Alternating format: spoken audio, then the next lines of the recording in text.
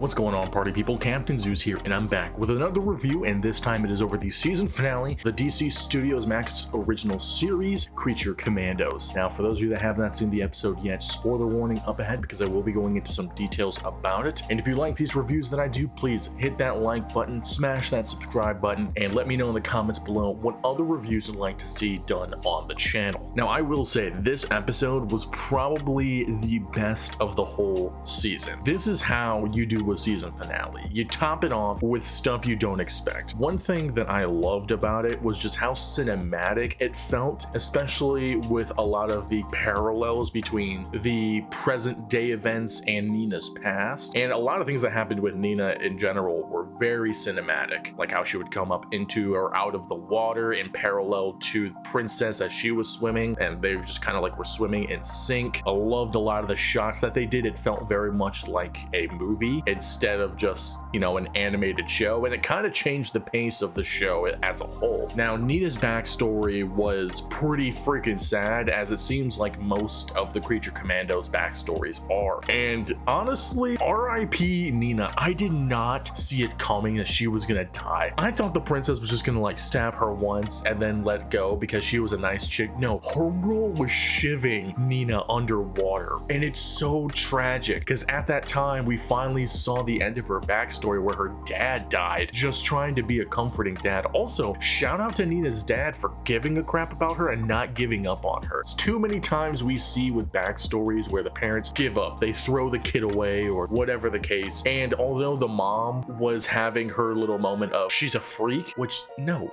Nina was not a freak, she just needed help living, you know? There's a lot of people out there like that. Her dad was doing everything he could for her, and Nina didn't hate her dad either. A lot of times too with backstories is you see the main character grow up when they hit that teenager stage or phase, they have that rebellion and they start to hate and lash out to their parents, and then they run away. No, Nina loves her dad to death, no pun intended, and just left because of humanity and because of society, not because of her dad. To see the last spark of innocence from the Creature Commandos go, I mean, technically Weasel's there, and Weasel's an MVP. Weasel, he tried to save the princess because he thought she was good, but nevertheless, that was so sad. I was stunned, and the shock value didn't end there, because then the bride, who also MVP in this show, by the way, probably one of my favorite characters, and it's tough because the whole squad is just goated. She comes in and basically figures out the whole plan with the princess, and she must have been right because the princess just had a pistol under her desk and was getting ready to shoot the bride. She also had like no remorse in killing, none. And the fact that she had Clayface on cam or on her security footage definitely supported the bride's actions. Now, I'm curious as to where Clayface pops up from here, since he is going to be having his own movie coming out soon. So his story has to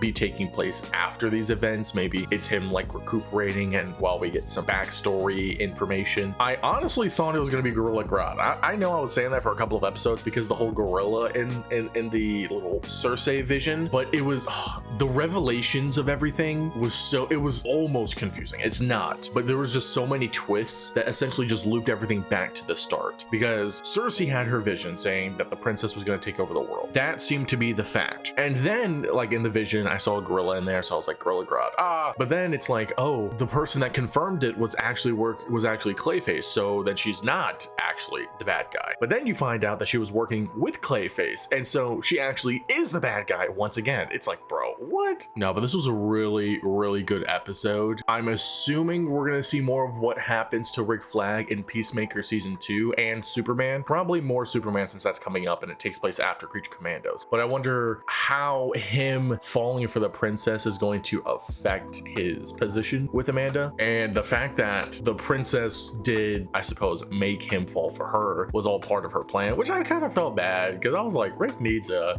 dub. His son died in a pretty bad way, and he's a little lonely. Homie needs a dub. And yeah, he got laid, but man, it was not because she liked him. At the end of the episode, you know, the Creature Commandos get their own squad. squad room area, and we see GI Robot's alive. Let's freaking go. I was so worried that GI Robot was gonna be dead forever because he was such a cool character, but he's back. He just has steroids now because he's so freaking huge. Oh man, but I was really hoping Nino was gonna live. A part of me was also hoping that Frankenstein was gonna get captured and be a part of the Creature Commandos, which would have brought a hilarious dynamic between him and the bride, since the bride is the leader. Now Frankenstein's out again, and he's just back to square one. A lot of things are like back to square one almost, but in a way they're not. Also, we see that King Shark is back, which is cool. He's with the Creature Commandos now. This was very much a series and an episode of how you would read like the Suicide Squad comics, and it was enjoyable. I really did enjoy it. I enjoyed this season. I wish it was longer. At the same time, I'm fine with the way it is because the pacing was good, the action was awesome. Loved the soundtrack and animation with the amazing characters, and the actors that voiced them did a fantastic job. Honestly, just loved what happened here. There is an end credit scene, but it's just Frankenstein eating bird dropping stew with some old lady while he's talking about being obsessed with the bride. So it's nothing too crazy. All in all, I would rate the episode a 9.8 out of 10. I know, high rating. The series as a whole, I would rate a 9.5 out of 10. Really enjoyed this. It was so good. Man, I honestly think I'm just gonna go back and rewatch the whole season again. And although it was typical James Gunn fashion, it was also still an unexpected way of the DCU being introduced. But have you guys seen the episode? Have you seen the show in general? Let me know in the comments below your thoughts on Creature Commandos and the future of the DCU. I'm Captain Zeus, and I will catch you guys later.